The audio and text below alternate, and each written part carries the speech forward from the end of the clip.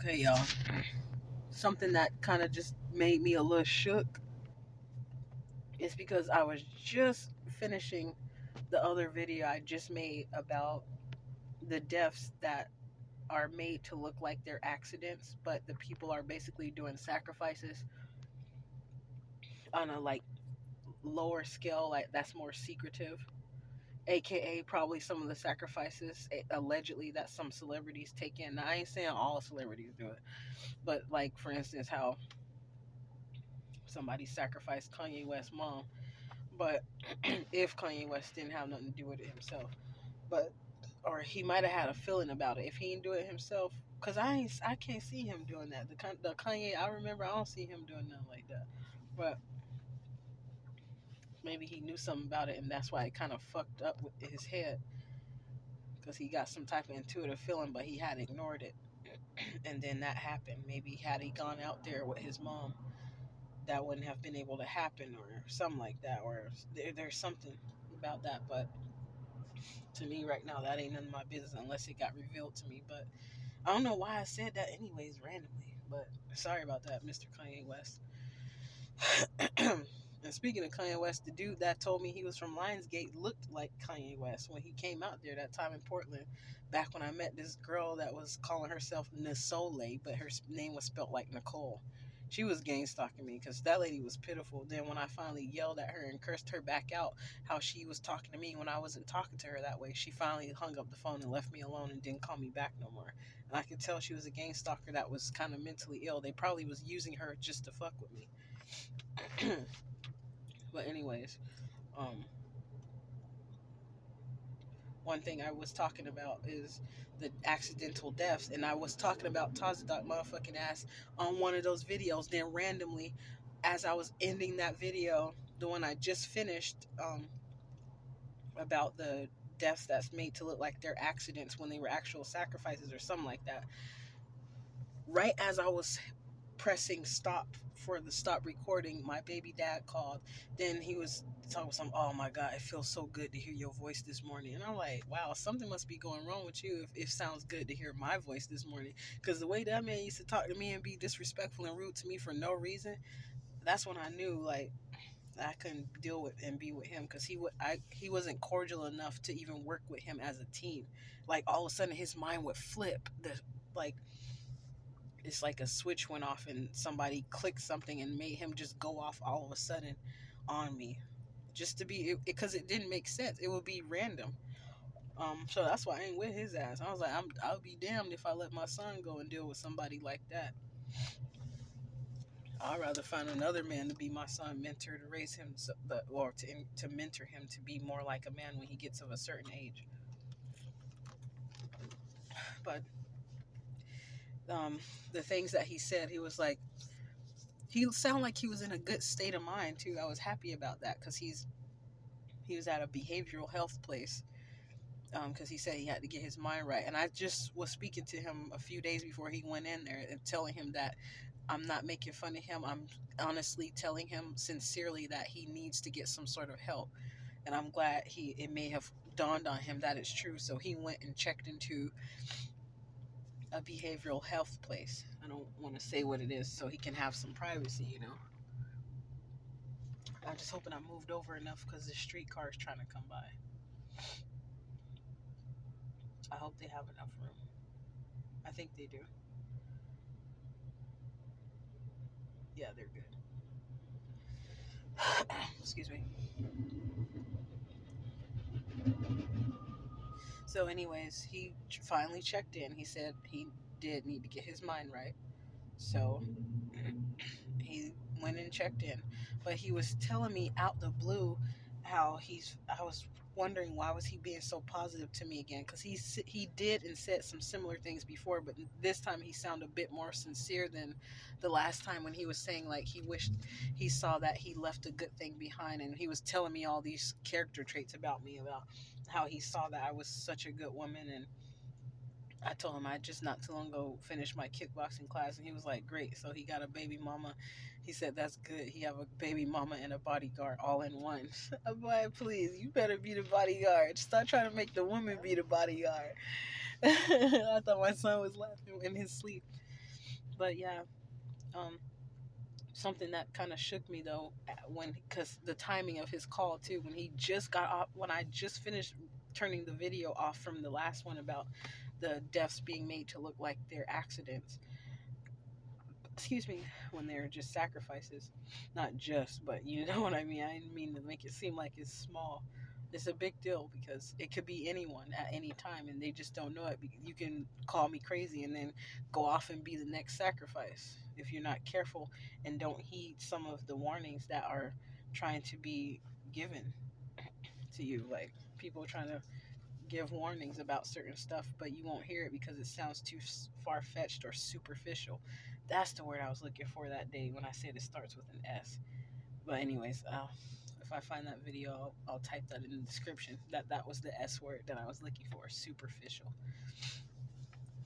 Anyways, it was just crazy because he started talking about Tazadaq, and he said, after he gave me the compliments, and he said, "You're a talented woman, you're beautiful, you're this and that, you're smart, you're intelligent, you're a go-getter," and some other stuff he was saying. I was like, wow, for him to be naming off all those names. And then at the back of my mind I was saying, I wonder who put him up to this, because it's so almost unnatural, because he's done something like that before when he called me crying on the voicemail about, "Oh, I'm so sorry, I'm supposed to take care of my son, God showing me that." He said something like that this time too, saying that he left me. He said he went down there with those losers, and that's why he's been going through the things that he's been going through, because he left the good that was up here. He left it behind, which was supposed to be me and his son, is what he was implying. But well, it's actually what he said too. But and I was a little flattered because I was like, wow, this guy is actually saying it. But then I brought myself back to reality and remember it's the same guy that said something kind of similar before. And then after he said that stuff, he said something about his dad was, well, yeah, he was talking about how we can go to Troutdale because the police out there know him. And one time he got stopped by the police and they just only asked for his ID and made sure he didn't have any warrants or something, and they knew who he was, so they just let him go and said, "Don't be late for work," and they just let him go. And I was like, wow, are you part of some organization or something? And then that's what prompted him to say, well, no, but his dad was a Mason. He said maybe they know who he was. And then he volunteered additional information that his sister is FBI, she's in the FBI. And I was like, oh fuck. Shit, here we go. Like, they said something about the FBI was watching some of those people out, and I'm like, if she's not upright, then she's probably the FBI person that's been watching me. And he said he knows about her. He hasn't met her before, but he said that she knows about him. And he all of a sudden said that that she probably been watching him or something like that. I just saw 808. um, my thoughts started running fast again, where I couldn't get the words out because I was wanting to say the next phrase of the sentence that was coming before the one I was struggling to get out. That happens sometimes where my thoughts race quickly. In my mind, I can say it fast, but out loud, out of my mouth, I have to slow it down to be able to express it. But yeah, so the next phrase I was about to say was how he was talking about Tazadaq being his dad's friend. And I knew it. I said, I knew that motherfucker. That's why that bitch ass nigga act like that. If it's the same Tazadaq I was talking about. That's why this stuff probably picked up, because he knew I knew some truths about him and I was starting to expose it. And it came to me a couple days ago that if Tazadaq is a Mason and he in on that shit, that's why some of that stuff started happening, because he felt like I played his ass and he thought that he was getting some get back. Fuck you, motherfucker. I'll fuck your ass up spiritually, bitch. And you should know better than that, because you used to feel my energy when I got on those lives. I'm sorry, God, that I reacted that way, but it pissed me off so bad because I can't stand when these raggedy ass, grown ass motherfucking men be acting like that. And so I told my baby daddy what was going on, why I thought it was suspicious that he started telling me about that. I said, what prompted him to volunteer that much information? Because I remember him telling me about that before. And he was like, remember I was telling you before that Tazadaq was my daddy's friend? And I was like, oh, fuck, that makes so much motherfucking sense. Raggedy ass niggas. And he said, but that Tazadaq has dreadlocks. I was like, that motherfucker do too. I used to have so much respect for Tazadaq. I got his book still up in my house that he wrote messages on to me, little love messages. And after I found out about romance scams, I realized he probably was romancing scamming a lot of hoes. And that's why I was like, bitch, you take your motherfucking ass on. Because it was one lady trying to do like some small little competition with reading faster. And I was like, your raggedy ass don't even know I can read faster than your bitch ass. I just saw 444 on that black truck that just went by, 444 JGM. But yeah, I was like, I was seeing straight through the bullshit. I was like, take y'all ass on. The wife was praying that his bitch ass don't cheat. He complaining to me about his wife, your pa. And I was like, you know, that's too much motherfucking drama. You can't even control the woman that you got. And then, and on top of it, you disregarding what she's saying. Like, and she's still trying to stick by you and do all that other stuff. I ain't got time for all that. Because she kept like continuously calling him and calling him and calling him back to back to back. He was like, damn, there she go again. Now that shit made me laugh though. I ain't gonna lie. I was like, she making sure he don't cheat because she was sensing it. She knew what he was doing. And I saw a vision of her putting her hands up. She was praying about him going out on that trip because he was supposed to be meeting up with me. I was supposed to be flying out, but that's when the coronavirus shit happened. Oh, sorry, I said that like that. I forgot the videos be tripping about stuff like that. Well, that's when that virus had happened, and I was supposed to come out there, and then that's when I had got depressed after that a little bit because I was thinking that he was like a righteous, upright man and that he was honorable. So when I started seeing the reality of what was going on, it made me so disheartened and depressed. And one of the women know about it because she's a woman who laughed at one time and I think he did too when I said some of these people in here are witches and something about witches. I forgot what all I said. He laughed, but I was like, his motherfucking ass, he probably won them. And I said, she probably won too.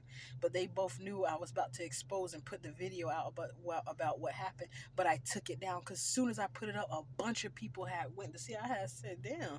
So I took it down quick because I was like, I didn't think nobody was going to pay no attention like that. But then I said the word was going to spread around fast. And I think it already spread around.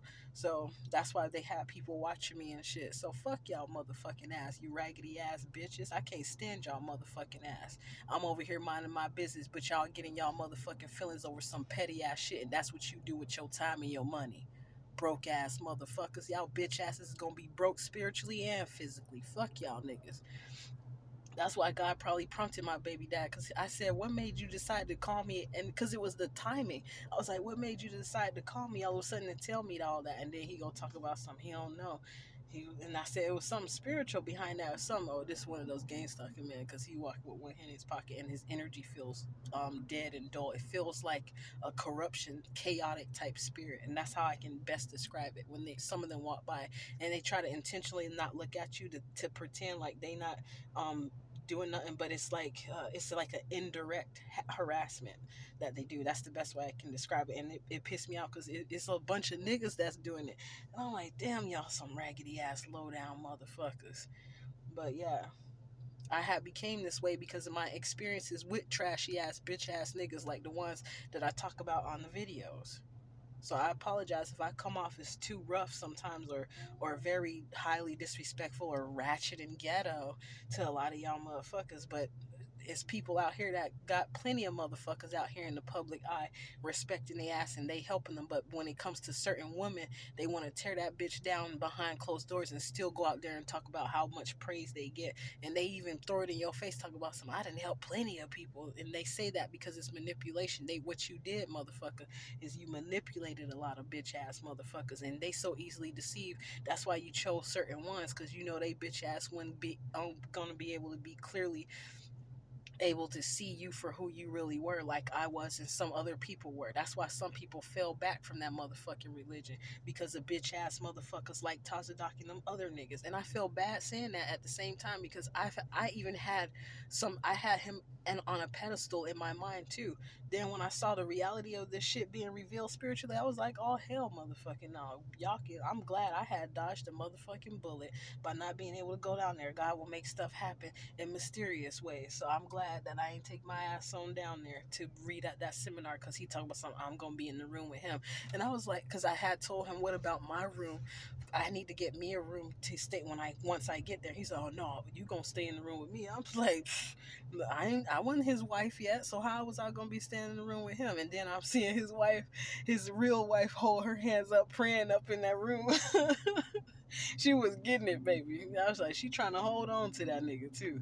I was like, baby, you can have him because I don't want his ass. I don't want that drama that's gonna come along with that shit. I ain't got time for it. So that's it, y'all. My baby dad kind of sealed the deal.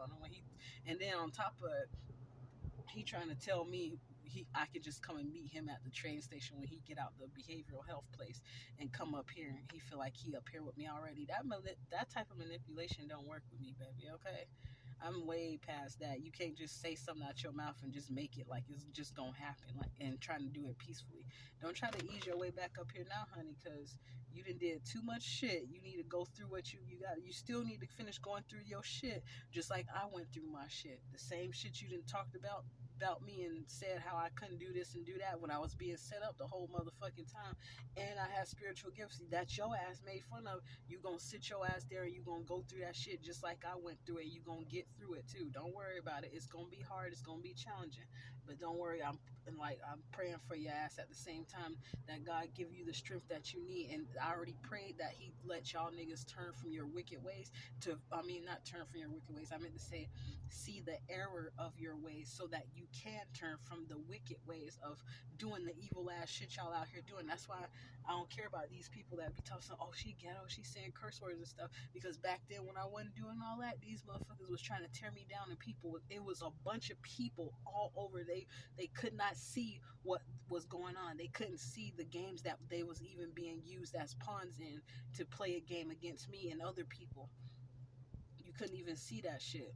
And then I needed help and assistance, but I got strengthened from it. So once I realized what was happening, I no longer complained about it. I just was praying, and I got through it. I started having faith stronger than the ill will that people were sending after me. I was like, no, y'all niggas ain't finna think you finna tear me down. Y'all weak asses, a bunch of y'all raggedy asses is coming after 1B. But y'all want to bring y'all, but you can't handle it if just this 1B coming after your single ass, your one behind. So you had to go get a bunch of motherfuckers, raggedy ass motherfuckers. That explains a lot why this world is raggedy. I'm like, look at how many people go out there on rush hour and look at how many people in the traffic. That's just about how many people be involved in gang stalking around the world. Like, I'm not saying everybody, but it's a bunch of people. And this, you want to know why? It's not simply because a lot of these people agreed to it and say that, I mean, willingly say that they're going to assist with the gang stalking. It's because it's a spiritual thing as well. It's like if the people have open doors in their life of a spirit being able to use them. And I know it's real because at times when I got real angry, there was like this spirit that came over me. It's like I said, let me calm down, and then I will feel it go.